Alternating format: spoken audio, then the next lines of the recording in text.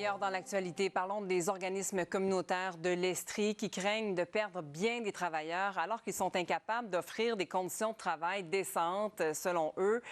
Thomas, plus de la moitié des travailleurs, c'est énorme. Ces travailleurs qui ont participé à un vaste sondage ne savent pas s'ils désirent rester en poste ou non. Effectivement, Chantal, et on entend parler de ces enjeux depuis un certain temps, mais là, on a des données. On a eu accès donc de manière privilégiée aux résultats de ce sondage-là qui dresse un portrait sans équivoque et qui incite à l'action. On va frapper un mur. On va le frapper. Le statu quo n'est plus tenable, selon Christine Poulain, du Centre des femmes La Parolière. Les organismes communautaires ont besoin d'un soutien financier plus conséquent, selon elle, pour éviter des coupures de services et retenir les travailleurs dans un contexte d'inflation. Il faut faire plus avec moins. On n'y arrive plus. Depuis 2019, 14 travailleuses ont quitté l'organisme, principalement pour avoir un salaire leur permettant de sortir la tête de l'eau. Une espèce d'exode des travailleuses vers des postes, mais qui correspondent davantage à leur désir d'avoir une maison, un logement, de vivre avec de meilleures conditions.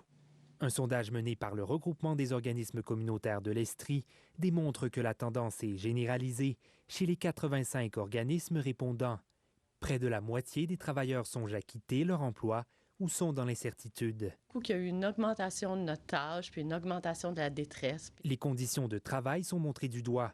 63 % des travailleurs gagnent moins de 25 $ de l'heure et plus de la moitié des organismes n'offrent pas d'assurance collective. S'ils n'en donnent pas, c'est parce qu'ils n'ont pas les budgets pour le permettre à long terme. Selon la députée Christine Labrie, les organismes n'ont pas de marge de manœuvre et sont contraints de demander de l'argent à des entreprises privées. C'est pas ça normal que des organismes communautaires doivent aller quêter de l'argent à Bell ou à la Croix-Rouge pour pouvoir faire leur travail. Invité à réagir, le cabinet de la ministre de la Solidarité sociale, Chantal Rouleau, nous a répondu par courriel être sensible aux enjeux actuels.